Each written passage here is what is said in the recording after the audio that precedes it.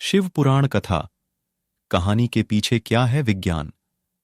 क्या शिव का महत्व सिर्फ सांस्कृतिक है, या फिर इस भस्म से सजे योगी, देवों के देव, महादेव के अन्य पहलू भी हैं? हिंदू संस्कृति में पुराणों की चर्चा खूब मिलती है।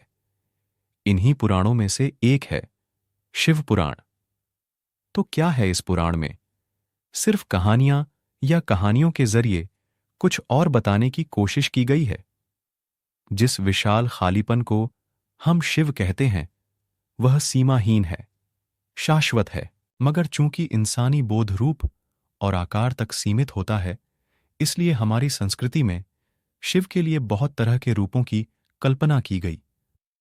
गूढ़, समझ से परे ईश्वर, मंगलकारी शंभो, बहुत नादान भोले, वेदों, शास्त्रों और तंत्रों के महान गुरु और शिक्षक, दक्षिण मूर्ति, आसानी से माफ कर देने वाले आशुतोष, सृष्टा के ही रक्त से रंगे भैरव, संपूर्ण रूप से स्थिर अचलेश्वर, सबसे जादुई नर्तक नटराज आदि।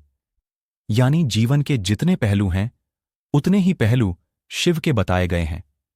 आमतौर पर दुनिया के ज्यादातर हिस्सों में जिस चीज को लोग दैवी या ईश्वरीय मानते हैं, उसे अच्छा ही दर्शाया जाता है।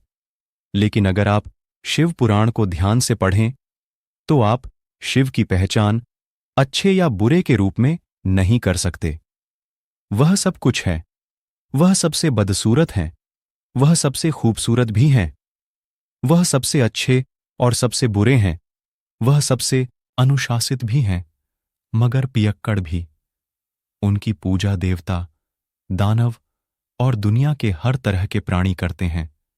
हमारी तथाकथित सभ्यता ने अपनी सुविधा के लिए इन हजम न होने वाली कहानियों को नष्ट भी किया, मगर शिव का सार दरअसल इसी में है कि शख्सियत जीवन के पूरी तरह विरोधाभासी या विरोधी पहलुओं से बनी है।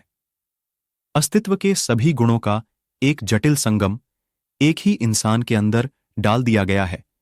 क्योंकि अगर आप इस एक प्राणी को स्वीकार कर सकते हैं, तो समझ लीजिए आप पूरे जीवन से गुजर चुके हैं। जीवन के साथ हमारा सारा संघर्ष यही है कि हम हमेशा यह चुनने की कोशिश करते हैं कि क्या सुंदर है और क्या नहीं, क्या अच्छा है और क्या बुरा। लेकिन अगर आप इस एक शख्स, जो जीवन की हर चीज का एक जटिल संगम है, को स्वीकार कर सकते हैं, तो आपको किसी चीज से कोई समस्या नहीं होगी। शिव पुराण। कहानी के पीछे क्या है विज्ञान? अगर आप शिव पुराण की कहानियों पर ध्यान दें, तो आप देखेंगे कि इनमें सापेक्षता के सिद्धांत, क्वांटम मैकेनिक्स के सिद्धांत, पूरी आधुनिक भौतिकी को बहुत खूबसूरती से कहानियों के जरिए अभिव्यक्त किया गया है। यह एक तार्किक संस्कृति है। इसमें विज्ञान को कहानियों के जरिए व्यक्त किया गया था। हर चीज को साकार रूप दिया गया था। मगर बाद में जाकर लोगों ने विज्ञान को छोड़ दिया और बस कहानियों को ढोते रहे। उन कहानियों को पीढ़ी दर पीढ़ी इस तरह बढ़ा चढ़ाकर पेश किया जाता रहा कि वे पूरी तरह मूर्खतापूर्ण लगने लगीं। अगर आप उन कहानियों में फिर से विज्ञान को ले आएं, तो यह विज्ञान को अभिव्यक्त करने का एक खूबसूरत तरीका है। शिव पुराण मानव प्रकृति को चेतना के चरम तक ले जाने का सर्वोच्च विज्ञान है, जिसे बहुत सुंदर कहानियों द्वारा किया गया है।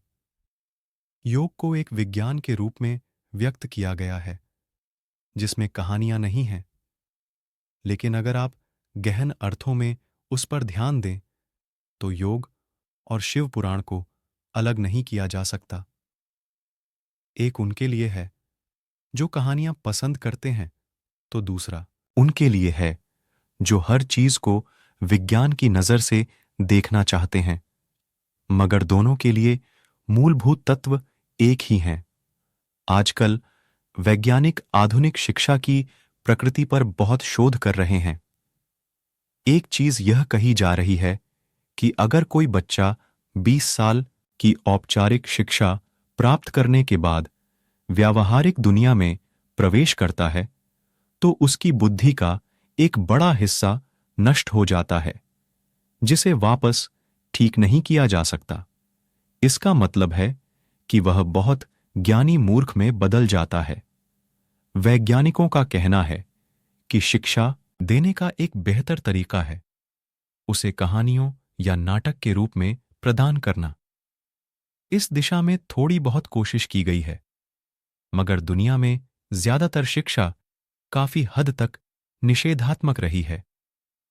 जानकारी का विशाल भंडार आपकी बुद्धि को दबा देता है, जब तक कि वह एक खास रूप में शिक्षा प्रदान करना बेहतरीन तरीका होगा। इस संस्कृति में यही किया गया था।